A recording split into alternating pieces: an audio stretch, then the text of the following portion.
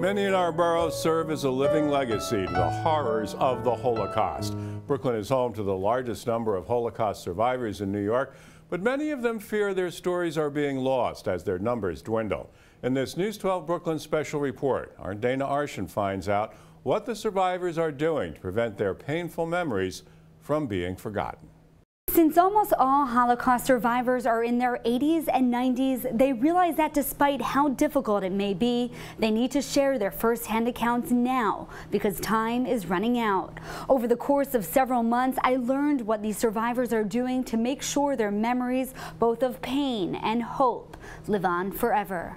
For many, many years, we were not able to talk about our experience. It was so horrendous. Dolly Rabinowitz says her near-death experience in Auschwitz concentration camp when she was just a teenager still haunts her to this day. It is only the last few years that we are starting to open up and talk about it.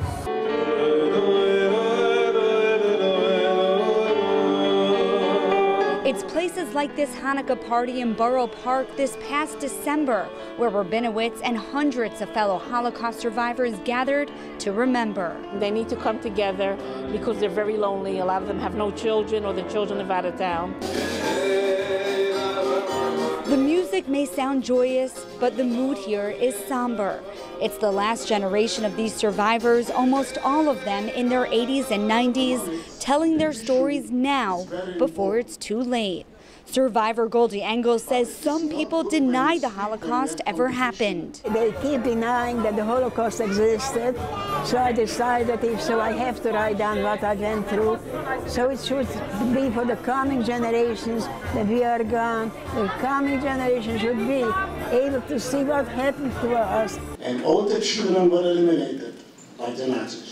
Survivor Michael Zenberg can't escape the memories of his horrific past, but the last thing he wants to do is forget. I hope to write my autobiography that they will keep these things alive, but it all depends on the younger generation. Zenberg says our youth need to hear the stories from the mouths of actual survivors, especially from those here in Brooklyn, a borough with an estimated 16,000 survivors. That's more than any other borough in the city. To have them here now is a great thing. We don't know how many more years they will be here with us. So as they're here, as they tell their stories, we can continue to share that with them and hopefully carry on their legacies going forward. This past May, the former chief rabbi of Israel, Rabbi Yisrael Lau, a survivor himself, traveled from Jerusalem to Borough Park to spread his message. But not to forget the stories, because if you forget, God forbids, another Holocaust is waiting out of the door. As time ticks away, these survivors say they'll fight till the end, making sure the world learns their stories.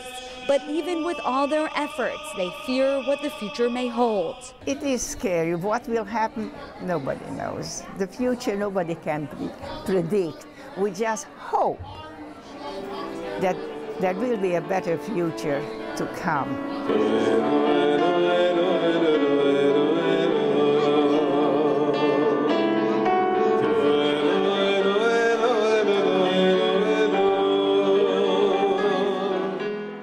Tomorrow, we'll delve deeper into what the younger generations are now doing to make sure the world never forgets this horrific chapter of our not-so-distant past.